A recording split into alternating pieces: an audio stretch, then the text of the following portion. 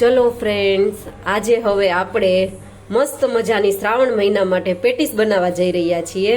એના માટે ફરાળી પેટીસ બનાવવા માટે પહેલા આપણે બટેટાને કુકરમાં નાખશું. હવે કુકરમાં થોડું પાણી નાખી અને એને બાફી લેશું.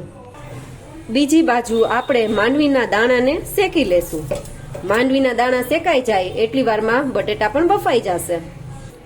હવે આપણા બટેટા બફાઈ ગયા છે. તેમજ માંડવીના દાણા જે આપણે શેકી લીધા હતા એનો આપણે ભૂકો કરી લીધો છે મિક્સચરમાં. હવે આપણે માંડવીના ભૂકામાં 2 બાફેલા બટેટા નાખશું અને એ બંનેને મિક્સ કરશું.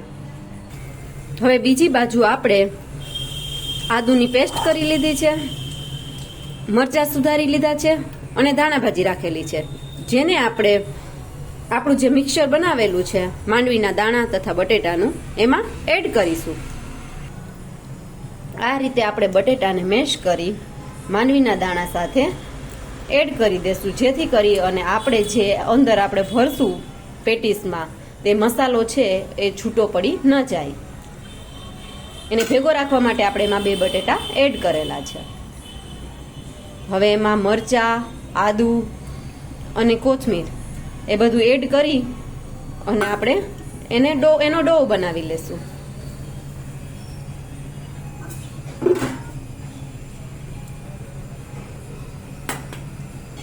એમાં થોડું ધાણા જીરું,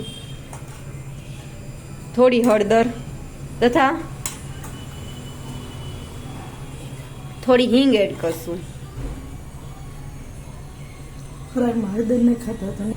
જો તમે ફરાળમાં હળદરનો ઉપયોગ ન કરતા હોય તો હળદરને અવોઇડ કરવી, એને એડ કરવી નહીં.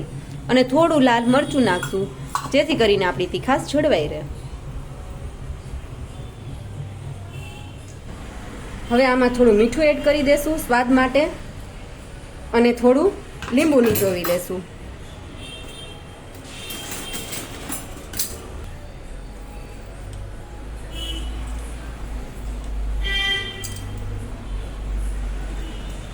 આપણે આમાં અડધું લીંબુ નીચું છે. હવે આ બધી વસ્તુને મિક્સ કરી લેશું સારી રીતે. અને આમાં થોડો સ્વાદ લઈ આવવા માટે આપણે થોડી ખાંડ ઉમેરશું. હવે આ મિક્સચરને આપણે બધું ભેગું કરીએ છીએ. સારી રીતે બધું ભળી જાય ત્યાં સુધી આપણે એને ભેળવી લેશું.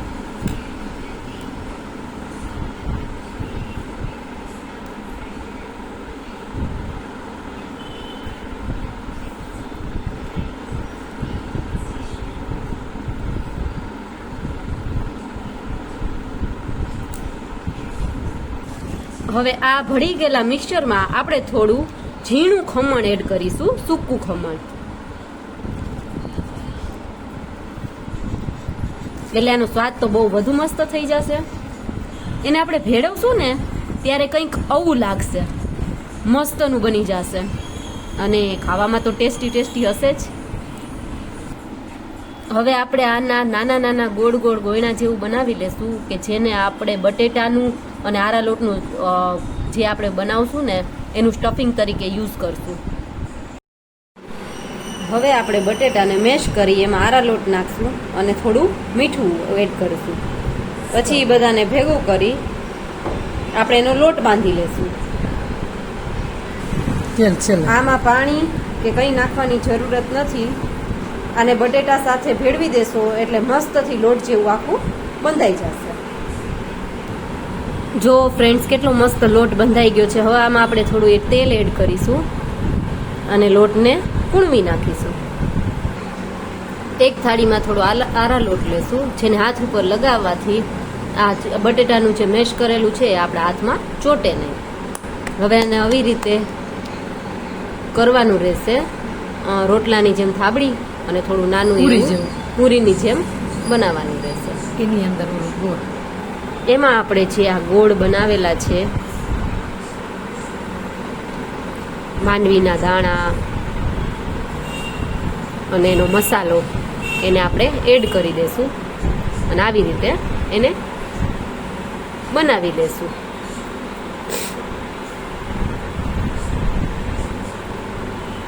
આપણી કાચી ગોળ પેટીસ તૈયાર છે.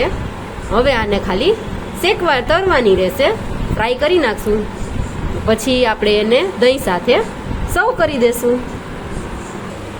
એક બાજુ આપણે તેલને ગરમ થવા મૂકી દેશું. બીજી બાજુ લોયું મૂકી આપણે જીરુંને શેકી લેશું. થોડું જીરું શેકાઈ રહ્યું છે, તેલ પણ આવે છે. તેલ આવી જાય ફૂલ અને જીરું શેકાઈ જાય એટલે જીરુંનો પાવડર કરી લેશું. બીજી બાજુ આપણે દહીંને કાઢી લેશું, જેથી કરી આપણે દહીં છે એ રેડી કરી શકીએ. એમાં જીરું પાવડર, નિમક, ખાંડ બધું એડ કરવાનું છે.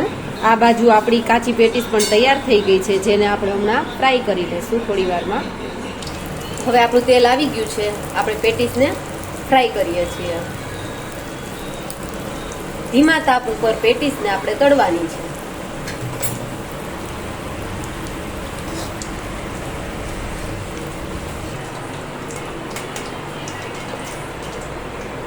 તળાઈ ગઈ છે આપણી પેટીસ.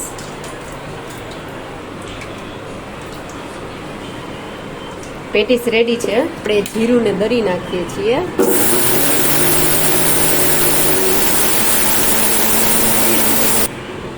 આપણો શેકેલ જીરું પાવડર રેડી થઈ ગયો છે, જેને હવે આપણે દહીંમાં નાખશું. હવે આપણે દહીંમાં થોડું મીઠું એડ કરીશું.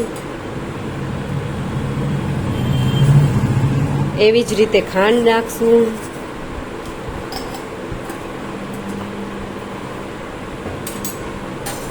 અને શેકેલ જીરું પાવડર નાખીશું. હવે આ બધી વસ્તુને આપણે બ્લેન્ડરથી બ્લેન્ડ કરી નાખશું, જેથી કરીને બધું એક રસ થઈ જાય, બધું મિક્સ થઈ જાય.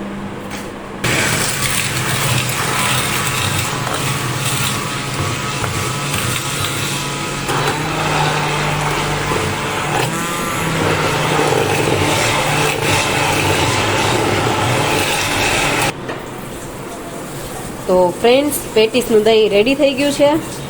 હવે આપણે એક વાટકામાં દહીં લઈ એમાં મસ્તથી પેટીસ ડૂબોળી અને ખાશું.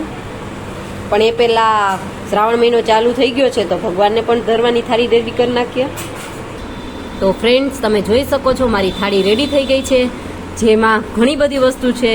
ફ્રૂટમાં સફરજન, કેળું, ચેવડો અને સાથે મારા ફેવરિટ પેંડા. સ્વીટમાં તો કંઈક જોઈએ જ, એટલે પેંડા છે, દહીં છે અને સાથે સાથે પેટીસ છે. તો હવે આ પહેલાં ભગવાનને ધરાવી દઈએ શ્રાવણ માસના ઓલા તહેવારમાં, અને પછી ઓબ્વિયસલી હું જ ખાઈ જવાની છું.